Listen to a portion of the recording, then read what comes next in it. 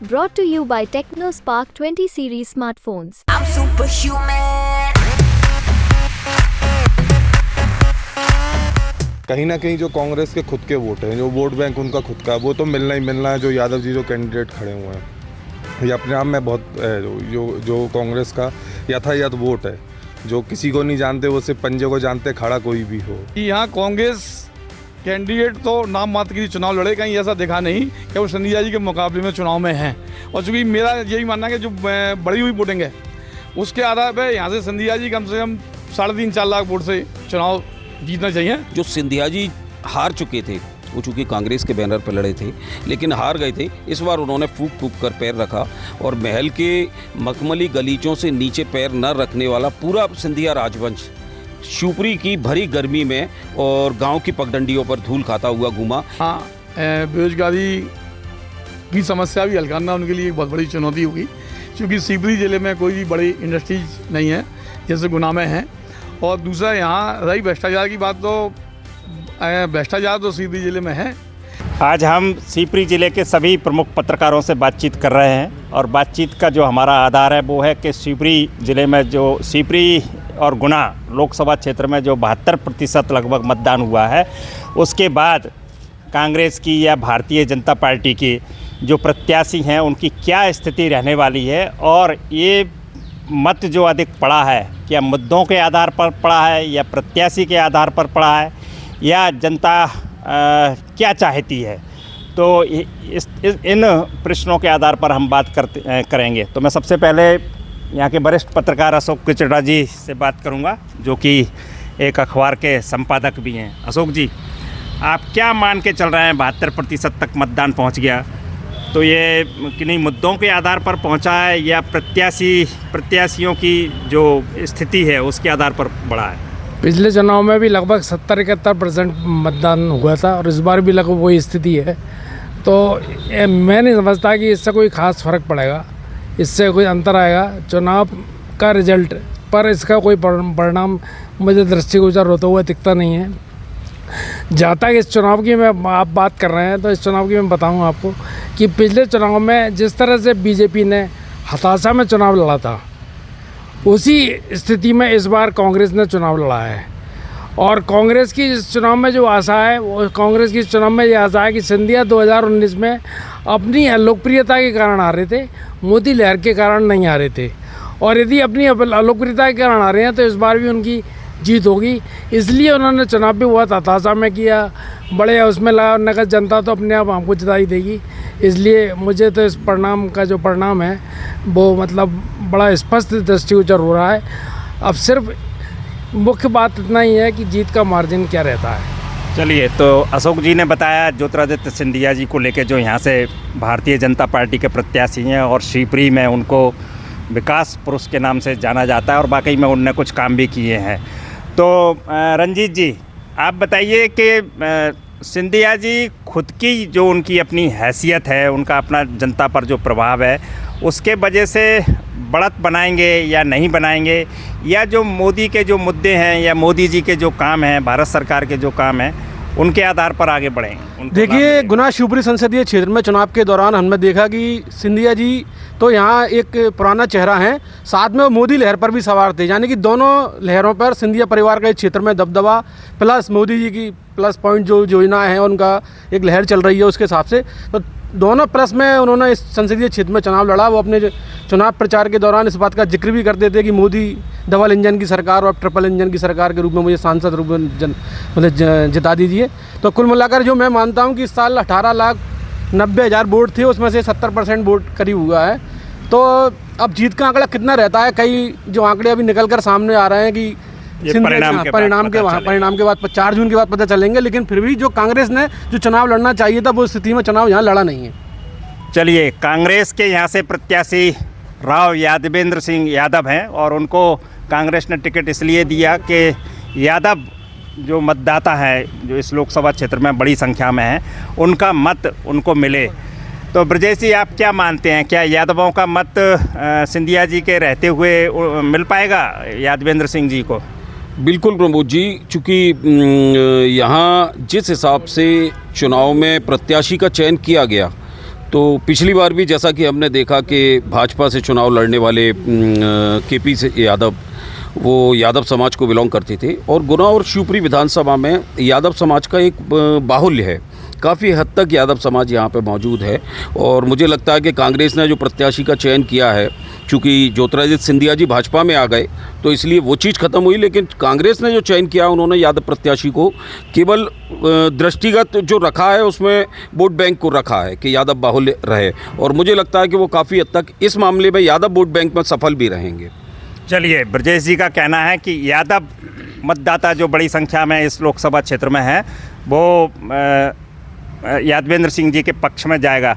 बीरेन जी, यहाँ आप क्या मानते हैं, जातिगत आधार पर चुनाव हुआ है या जो राष्ट्रीय मुद्दे हैं उनके आधार पर?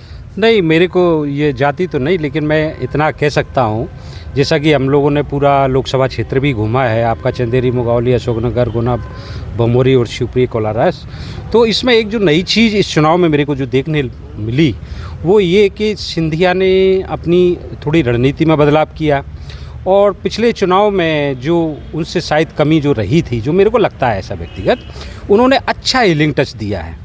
लोगों में जो जुड़ाव की चीज़ होना चाहिए, आदमी को लगना चाहिए कि मेरे प्रतिनिधित्व जो दे रहा है या जो प्रतिनिधि है उसके साथ मेरा कितना आत्मीय लगाव है। तो हमने ऐसे लोगों को भी देखा जो कभी राजनीति में भाग नहीं लेते हैं, लेकिन वो शायद सिंधिया के लिए काम करते देखे गए।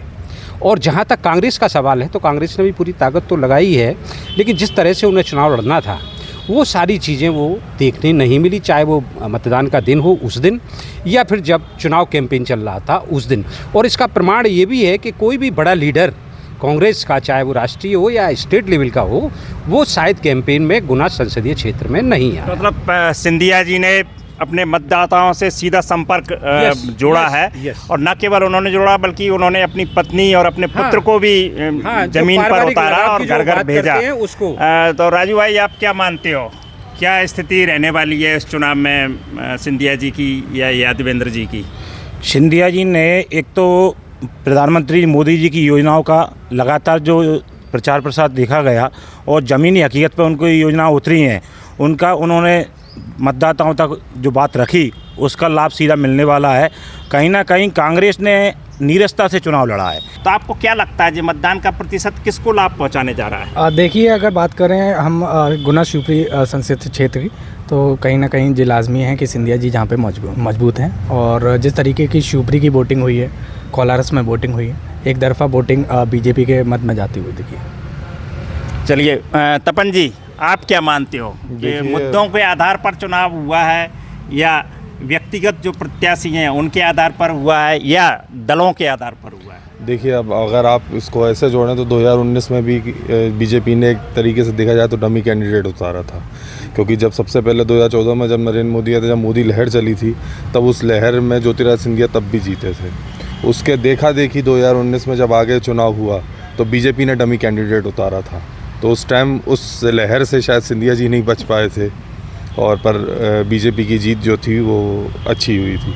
अब इस बार अब वो खुद बीजेपी में है, मोदी लहर है, तो ये अपने आप में एक तरफ से प्लस के इशारे करते हैं। पर कहीं ना कहीं जो कांग्रेस के खुद के वोट हैं, जो वोट बैंक उनका खुद का, वो तो मिलना ही मिलना है। जो यादव जी जो कैंडिडेट खड़े हुए हैं, ये अपने आप में बहुत जो कांग्रेस का यथायथ वोट है, जो किसी को नहीं जानते वो सिर्फ पंजे को जानते, खड़ा कोई भी हो। तो जो वोटर हैं जो देते हैं वो देते आए हैं। अब जीत के अंतर की बात है, वो कितना असर डालती है ये देखने वाले रिजल्ट है जो 4 जून को मिलेंगे। चलिए बबलू भाई, आप क्या मानते हो, ये ग्रामीण अंचल, आप ग्रामीण अंचल से जुड़े हुए हैं, तो आप क्या मानते हैं ग्रामीण अंचल के जो खासतौर से जो किसान का मत है वो किसके पक्ष में ज़्यादा लगता है?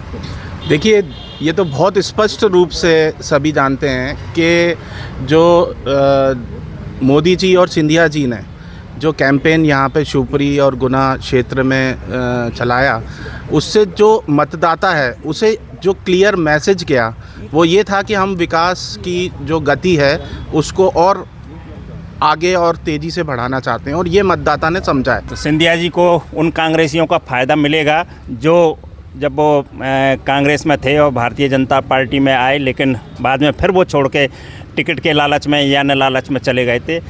तो क्या लगता है आपको, मुद्दों का कुछ प्रभाव रहा है क्या इस क्षेत्र में? 2023 के बाद से विधानसभा चुनाव और लोकसभा चुनाव हुए, उसमें दल बदलू नेताओं का तो कुछ ठिकाना ही नहीं रहा। कोई इधर है कोई उधर है, उनका कोई असर मेरी नज़र में तो लगता नहीं है। क्योंकि सिंधिया जी ने इतनी गंभीरता से चुनाव लड़ा, इससे ही समझ जाइए कि उन्हें वहाँ भारती, शिवराज सिंह चौहान, मोहन यादव और योगी आदित्यनाथ, अमित शाह जैसे नेताओं को बुलाना पड़ा। यानी कि वे पूर्व में 2019 के परिणाम से कहीं ना कहीं डरे हुए थे। तो उन्होंने पूरी मेहनत की, पूरा फोकस चुनाव में ज़मीनी तौर पर किया कि कहीं ना कहीं कोई गलती ना रह जाए, जो पिछले बार हुई थी कि अपन फील गुड में ही रह जाए, फील गुड में अपना सब कुछ निकल जाए।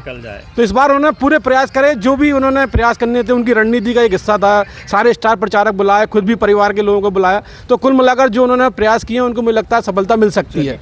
अशोक जी, सिंधिया जी ने वाकई युद्ध स्तर पर प्रयास किए जातिगत आधार पर चुनाव को अपने पक्ष में करने के लिए, लेकिन बहुजन समाज पार्टी का भी प्रत्याशी यहाँ से लड़ रहे हैं चुनाव। तो बहुजन समाज का क्या अर्थ निकलने वाला है?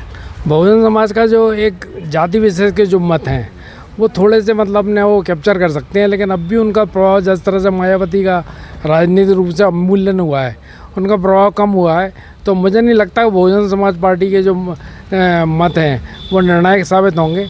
जहाँ तक आपने मुद्दों की बात की, तो इस गुना शिवपुरी संसदीय क्षेत्र का जो चरित्र है वो बिल्कुल अलग है।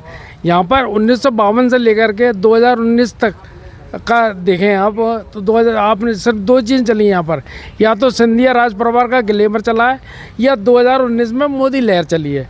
मोदी लहर सिंधिया राज परिवार के ग्लैमर पर हावी हुई थी, इस कारण सिंधिया पराजित हो गए थे।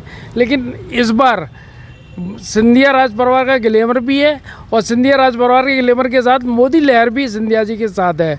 देखिए, मैं प्रमोद जी बिल्कुल साफ बात कहूँगा कि आप अभी तक उनका देख चुके हैं, पहले भी जब वो चाहे कांग्रेस में रहे कुछ रहो, इंफ्रास्ट्रक्चरल वाइज उन्होंने डेवलपमेंट बहुत किया। आप चाहे मेडिकल कॉलेज जोड़ें, चाहे आप दूसरे NTPC के कॉलेज हैं, उन्होंने एजुकेशन हब बनाने का बहुत आगे किया।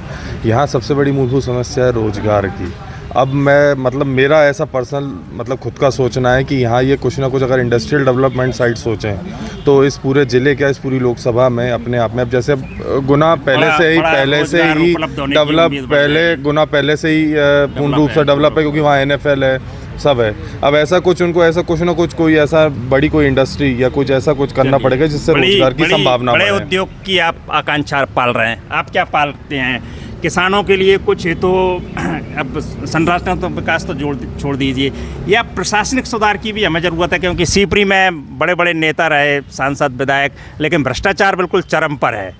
तो इस दृष्टि से भी सुधार की, ये तो सही बात है कि सिंधिया जी के सांसद बन जाने के बाद में यहाँ बेरोजगारी की समस्या भी हल करना उनके लिए एक बहुत बड़ी चुनौती होगी, क्योंकि शिवपुरी ज़िले में कोई भी बड़ी इंडस्ट्रीज नहीं है जैसे गुना में है। और दूसरा, यहाँ रही भ्रष्टाचार की बात, तो भ्रष्टाचार तो शिवपुरी ज़िले में है, क्योंकि अशोकनगर में सिंधिया जी ने एक सभा में खुद ने भी कहा था कि अशोकनगर ज़िले में अब भ्रष्टाचार बर्दाश्त नहीं किया जाएगा, भूमाफिया समाप्त किए जाएंगे। तो जो अशोकनगर शिवपुरियों की जनता तो है नहीं है, जो अधिकारी अशोकनगर में है वो शिवपुरी ज़िले में है। चूँकि सभी पत्रकारों का जो मत लगता है उससे स्पष्ट होता है कि सिंधिया जी बढ़त में है, लेकिन अंततः परिणाम ही तय करेंगे कि कौन जीतता है और कौन हारता है। मैं MP तक के लिए प्रमोद भार्गव, शिवपुरी।